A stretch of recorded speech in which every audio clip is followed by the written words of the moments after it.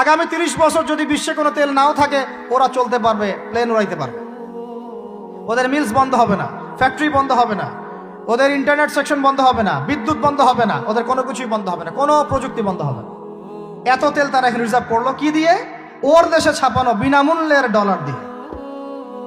এরপরে তারা আরবদেরকে বুঝালো, ইয়া শাইখ, আরবদেরকে বুঝালো, হাবিবি, ইয়া হাবিবি, কাছে আসেন, শোনেন, আমরা আপনাদের কাছে তেল আছে, আপনারা তো তেল বয়কট করে দিয়েছেন, আর তেল ছাড়া তো আমাদের যুদ্ধ বিমান ফ্লাই করছেন। তেল তেল কাদেরকে দিয়েছে আল্লাহ পাক? মিডল ইস্টে আরবকে দিয়েছে, ঠিক আছে?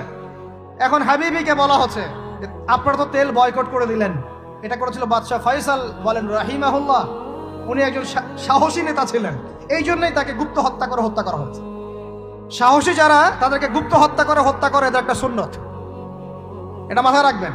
খুব খুব ট্যালেন্টেড একজন দেখবেন, খুব ট্যালেন্টেড একজন বিজ্ঞানী দেখবেন, হঠাৎ নাই তাপাস করে মিসাইল এসে পড়ে গেল।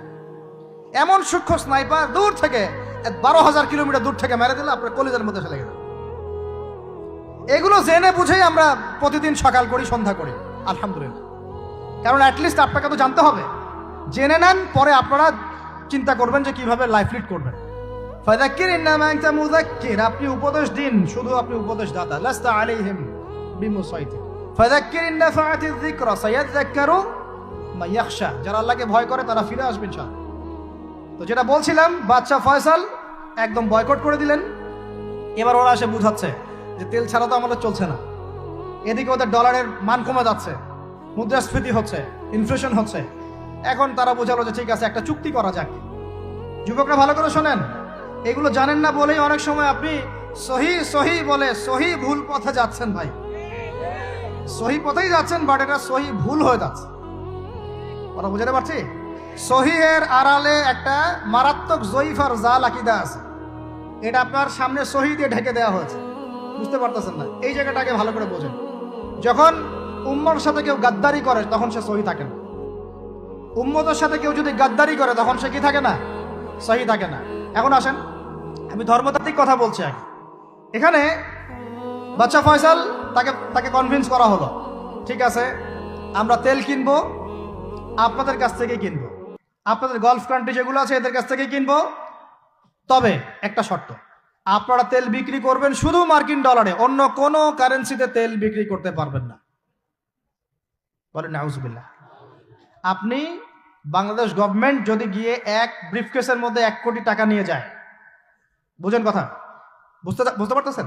1 কোটি টাকা আমাদের টাকা নিয়ে গিয়ে যদি বলে শেখ হাবিবি আমাকে তেল দাও, ওরা বলবে তেল দিতে পারবো না, খালাস, কুল্লু খালাস, এখান থেকে বের হও। কথা বুঝতে পারেন নাই? 1 কোটি কি দিবেন? টাকা, তেল দিবে না। লিখে নেন, দিবে না। কিন্তু সেই 1 কোটি টাকাকে যদি আপনি ডলারে কনভার্ট করেন, ওটাকে ডলার দিয়ে কনভার্ট করেন, করে যদি বলেন হাবিবি তেল, তখন বলবে যে আসো দাঁড়িয়ে তেল নিয়ে যাও, খালাস, কুল্লু খালাস। এটা বুঝতে পারছেন? তেল বিক্রি করব শুধুমাত্র ডলার দিয়ে, ডলার ছাড়া অন্য কোনো কারেন্সিতে তেল বিক্রি করতে পারবো না। এইটা পশ্চিমারা আরবদের সাথে একটা সন্ধি করলো আর কি, চুক্তি করলো। এই চুক্তির নাম হলো পেট্রো ডলার মনিটরি সিস্টেম। বুঝতে পারলাম? Petro dollar monetary system. এর বদৌলতে আরবের মরুভূমি হয়ে গেল এখন একদম অট্টালিকার প্রাসাদ। বোঝা যায়? মরুভূমিগুলো হয়ে গেল কি অট্টালিকার প্রাসাদ, আর বাকি পুরো মুসলিম উম্মার উপর দেখেন কি দুরবস্থা নেমে আসছে। শুধু তাই না, ওই ডলার হলো একদম লিডার, কারেন্সির লিডার। এখন ওই ডলার তেলের মান নির্ধারণ করবে, আপনি টাকা দিয়ে করতে পারবেন। সারা বিশ্বের সবচেয়ে বড় অর্থনৈতিক জুলুম হচ্ছে এই পেট্রো ডলার মনিটরি সিস্টেম। এর চেয়ে বড় কোনো জুলুম হয়নি অর্থনৈতিক জীবনে। এখন অনেক ওলামায়ে কেরাম আছেন আপনারা এখানে, আমি জানি উপস্থিত, আপনারা একটু ফিকহের কিতাবগুলো মোতালা করে আমাদেরকে একটা ফতোয়া দিয়েন যে এইরকম মনিটরি সিস্টেম প্রণয়ন করা জায়েজ না জায়েজ। এটা আপনারা ফতোয়া দিয়েন, আমি ফতোয়া দিতে পারবো। আমি অর্থনৈতিক ভাষায় বলতেছি যে এই মনিটরি সিস্টেমটা পুরো বিশ্বে জুলুম নিয়ে আসছে। এখন আদতে, এখন শোনেন এই অংশটুকু শোনেন, তারপরে আমি শেষের দিকে চলে আসতেছি। আদতে এতে পশ্চিমাদের লাভ কি হয়েছে শোনেন। আমার কাছে এই যে ডলার, এটা আমি ছাপাই আমার দেশে, আমার কারখানায়। আমার খরচ হচ্ছে কাগজ, আমার খরচ হচ্ছে মেশিন, আমার খরচ হচ্ছে কালি। বোঝা যায়? বোঝা যাচ্ছে? আচ্ছা, এখন সেটা আমি বানালাম, ছাপালাম, গিয়ে আমি আরবকে দিলাম, তেল দাও। ওরা এই কাগজের টাকাটা নিল, নিয়ে রিজার্ভ করলো, করে মূল যে তেল, এই তেলটা মনে করেন তেল বা সোনা, তেল বা সোনা একই কথা, কারণ সোনার ফাংশন প্লে করছে এখন তেল। এখন তো যেহেতু গোল্ড দিনার নাই, দিরহাম নাই, এই তেলটা তারা নিল, নিয়ে ওদের দেশের আন্ডারগ্রাউন্ডে বাংকার আছে, গ্যালনকে গ্যালন তেল রিজার্ভ করতে থাকলো। এমনভাবে রিজার্ভ করতে থাকলো যে বিগত আগামী 30 বছর যদি বিশ্বে কোনো তেল নাও থাকে, ওরা চলতে পারবে, প্লেন উড়াইতে পারবে। ওদের মিলস বন্ধ হবে না, ফ্যাক্টরি বন্ধ হবে না, ওদের ইন্টারনেট সেকশন বন্ধ হবে না, বিদ্যুৎ বন্ধ হবে না, ওদের কোনো কিছুই বন্ধ হবে না, কোনো প্রযুক্তি বন্ধ হবে না। এত তেল তারা এখন রিজার্ভ করলো কি দিয়ে? ওর দেশে ছাপানো বিনামূল্যের ডলার দিয়ে।